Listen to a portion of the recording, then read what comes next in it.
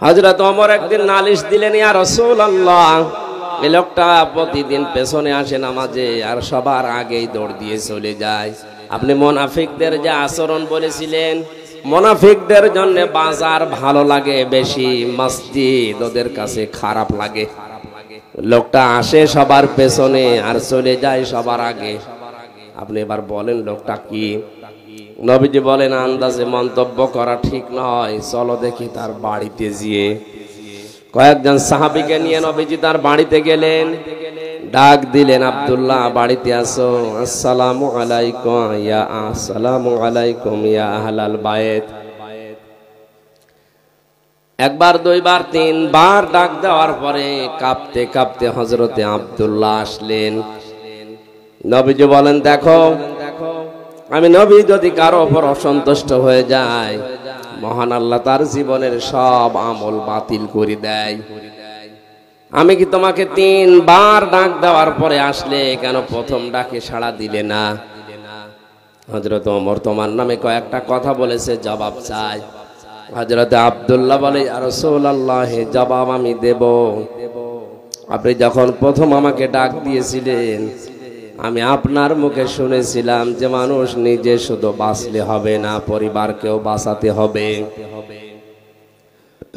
আমার স্বামী স্ত্রীর নামাজ পড়ার মতো কাপড় পোশাক শুধুমাত্র একটা, বাকি যে কাপড় আছে ওগুলো দিয়ে অন্তত নামাজ আদায় করার মতো কাপড় না।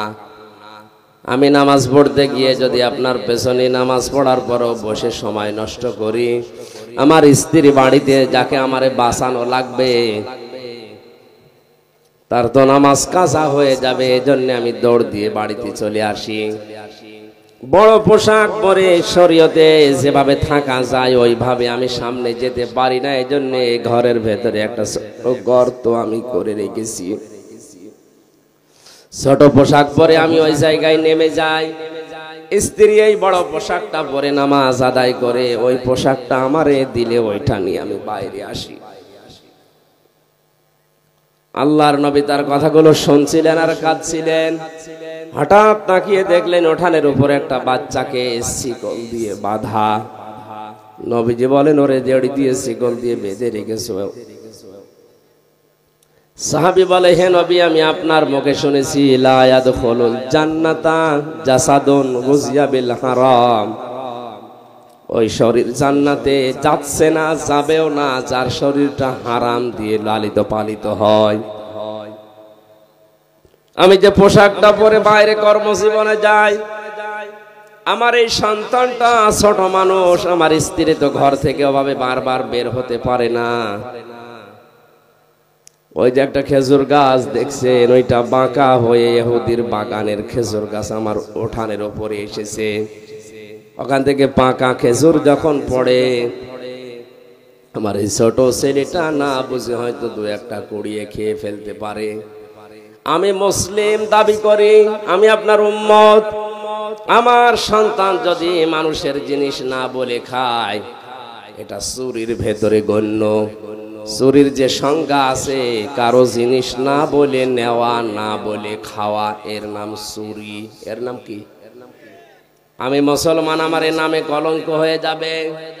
এই জন্য যতক্ষণ আমি কর্মজীবনে বাইরে থাকি, ছেলেটাকে বেঁধে রাখতে আমার কষ্ট হয়, এরপরও আমার ছেলেটারে আমি বেঁধে রাখি। আমার এই ঘটনা বলা উদ্দেশ্য নয়, এই হাদিসটা আমি এই জন্য বলছি, এই মানুষগুলোর দিকে তাকান। আল্লাহর ফরজ বিধানের কথা মাত্র তারা জীবনে একবার শুনেছিল, কত গুরুত্ব দিয়েছে। আমরা জন্মের পর থেকে শুনতেছি নামাজ, এই নামাজের গুরুত্ব, এই আমাদের কাছে গুরুত্ব আসে না। আউয়ালু মা ইউহাসাবু বিহিল আবদু ইয়াউমাল কিয়ামাতিস সালাহ। নবীজি বলেন, কিয়ামত যেদিন কায়েম হবে, সর্বপ্রথম আল্লাহ কিন্তু মানুষকে নামাজের হিসেব ধরবেন। জিজ্ঞাসা করবে, হামজা জীবনে নামাজ পড়েছিলি কিনা আগে বল। আমার জীবনে যদি ফরজ সেজদাগুলো না থাকে, ওই দিন আমি কিন্তু 100 ভাগ ধরা খেয়ে যাব। মিথ্যা যদি বলি, হ্যাঁ আমি নামাজ পড়েছিলাম, আল্লাহ রাব্বুল আলামিন বলেন, তাহলে সেজদা দিয়ে এবার দেখা। বেনামাজি মানুষগুলো সেজদা দিতে পারবে না, সূরা কলমের ভেতরে আছে।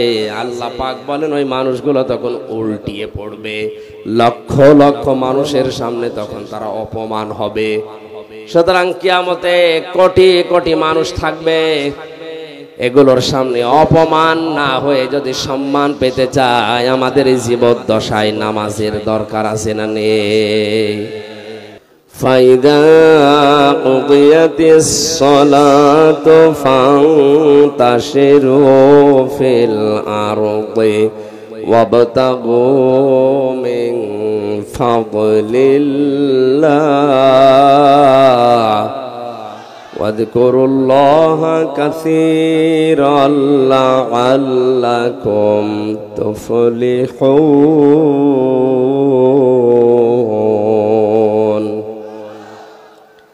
আল্লাহ পাক বলেন যখন নামাজ শেষ হয়ে যাবে, জমিনে ছড়িয়ে পড়ো, ছিটিয়ে পড়ো, আল্লাহর অনুগ্রহ তালাশ করো। ওয়াযকুরুল্লাহা কাসীরা, বাস্তবে কর্মজীবনে আল্লাহর অনুগ্রহ তালাশ করতে গিয়ে আল্লাহকে ভুলে যেও না, স্মরণ করো তাও বেশি পরিমাণে। কর্মজীবনে, প্র্যাকটিক্যাল লাইফে, বাস্তব জীবনে গিয়ে আল্লাহকে স্মরণ করো, তা অল্প স্বল্প নয়, বেশি পরিমাণে। এই দুইটা আদেশ যদি আমার বান্দারা মেনে নিতে পারে, লাআল্লাকুম তুফলিহুন, আমি আল্লাহ পাক বলে দিলাম আশা করা যায় তারা সফল হবে। জোরে বলেন সুবহানাল্লাহ। দুনিয়ায় যত গুরুত্বপূর্ণ কাজ থাক না কেন, সব কাজ আমরা মুসলিম আমাদের জন্য বাতিল। আগে নামাজ। এই কথা বলে না কেন? আশা করছি আজকের এই ওয়াজ শোনার পর থেকে মরণ পর্যন্ত ফরজ নামাজ ছাড়বেন না। যত বড় গুরুত্বপূর্ণ কাজ থাক না কেন, অন্তত যদি নফল আর সুন্নত পড়তে নাও পারেন, পরে পড়ে নিন, ফরজটা অবশ্যই আদায় করবেন। মানুষ নামাজ অনেকে পড়ে না, তার ভেতরে অন্যতম কারণ হচ্ছে অধিকাংশ মানুষ নামাজের বিষয়ে জানে না।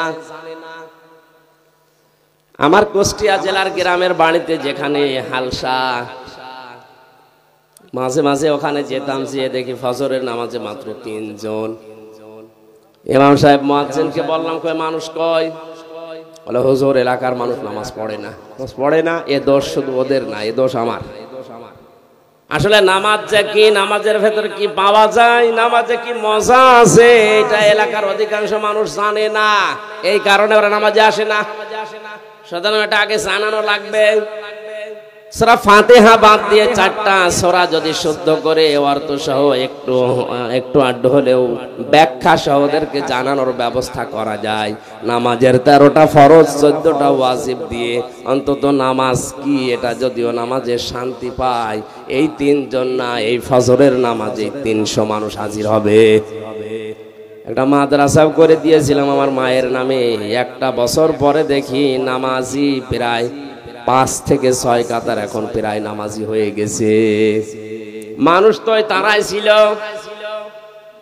শুধুমাত্র কোরআনে কারীম জানার ব্যবস্থা করে, বোঝার ব্যবস্থা করে দেওয়ার কারণে এখন তারা নামাজে মজা পেয়েছে, পিটালেও এখন তারা নামাজ ছাড়বে না। আপনারাও এলাকায় এরকম ব্যবস্থা করবেন, মসজিদে হোক, খানকায় হোক, মাদ্রাসায় হোক, মক্তবে হোক, নামাজ ইসলাম মূল নীতি যেগুলো আছে, এই ফরজ বিধানে এগুলো মানুষকে জানানোর ব্যবস্থা করেন। মানুষ যদি সত্যিই নামাজে মজা পেয়ে যায়, ওই যে 2 জন সাহাবীর কথা হাদিসে এসেছে, বিশ্ব নবীর তাদের পাহারায় রেখেছিলেন। তাবু পাহারা দিতে গিয়ে একজন বলছে সারা রাত এভাবে 2 জন জেগে থেকে লাভ নেই, একজন ঘুমিয়ে যায় আর একজন পাহারা দাও। সাহাবী চিন্তা করছে যখন ঘুমিয়ে গেছে, আমি সময়টা নষ্ট না করে নামাজে দাঁড়িয়ে কাটাই, কারণ এমনি এমনি কোরআন পড়লে সওয়াব হবে, 10টা করে নেকি হবে, আর নামাজে দাঁড়িয়ে তেলাওয়াত করলে 70টা নেকি হবে। যে সময়টা কাজে লাগায় আমি নামাজে দাঁড়িয়ে নামাজে তেলাওয়াত করছিলেন, দুশমন এসে দেখে কালো একটা পিলারের মতো কি যেন দাঁড়িয়ে আছে। অন্ধকারে মানুষ না পিলার বুঝতে পারার জন্য তীর নিক্ষেপ করেছে। তীরটা এসে তার ডান বাহুর ভেতরে লেগেছে। নামাজে তেলাওয়াতে তিনি এমন মজা পাচ্ছিলেন, নামাজ ছেড়ে দেননি। বাম হাতের ভেতরে আরেকটা লেগেছে। চিন্তা করছে এভাবে দুইটা লাগার পরে এখন যদি আমার বুকের ভেতরে পিঠের ভেতরে একটা তীর লেগে যায়, আল্লাহর নবী আহত হয়ে যাবেন। এই চিন্তা করে তিনি নামাজ শেষ করে সাহাবী পাশে যেটা আছে তাকে জাগালেন। জাগিতে ঘুম থেকে উঠে দেখছে দুই পাশে দুই তীর। ডাক দিয়ে বললেন, হে আমার সাথে, দুই পাশে দুই তীর কেন? তিনি বিস্তারিত বলার পরে বললেন, আমাকে কেন ডাকলেন না? সাহাবী বলে, আল্লাহর বান্দা, আমি নামাজে দাঁড়িয়ে আমার আল্লাহর সাথে কথা হচ্ছিল, এত বেশি মজা পাচ্ছিলাম এই নফল নামাজটাতে। প্রথম তীরটা লাগার পরে আমি খেয়াল করি নাই, দ্বিতীয় তীরটা লাগার পরেও আমি খেয়াল করছিলাম না। মনের ভেতরে একটা চিন্তা এসেছিল, কি যেন আমার শরীরে এসে বিদ্ধ হয়েছে। চিন্তা করলাম, আপনি তো ঘুমিয়ে আছেন, কি যেন এসে বিদ্ধ হয়ে গেল। এই অবস্থায় যদি আর একটা কিছু এসে আমার বুকের ওপরে লাগে, আমি যদি মারা যাই, তাহলে বিশ্ব নবী আহত হয়ে যাবেন। এই চিন্তা যদি মনের ভেতরে উকি না দিত, জীবন চলে গেল, আমি নামাজ বাদ দিতাম না। তারাও তো আমাদের মতো রক্ত মাংসে মানুষই ছিলেন। অনেক মানুষ বলে আমি নামাজ পড়তে পারি না কাজের যন্ত্রণায়। আপনার মতো মানুষই আছে, তারা কাজ করে খায় কিন্তু ফরজ নামাজ ছাড়ে না। এখানে যে যে কর্মজীবনে আছেন, কর্মজীবন তো লাগবেই। আল্লাহ কর্ম করার আগেই নামাজের পয়েন্টটা আগে দিয়েছেন আয়াতে। এই জন্য মূল কথা এইটাই, আমরা যাই করি নামাজ যেন ফরজটা বাদ না দেই। আল্লাহ পাক বলেন, নামাজ যখন শেষ হয়ে যাবে তখন তোমাদের কাজ হবে ফান্তাশিরু ফিল আরদি ওয়াবতাগু মিন ফাদলিল্লাহ।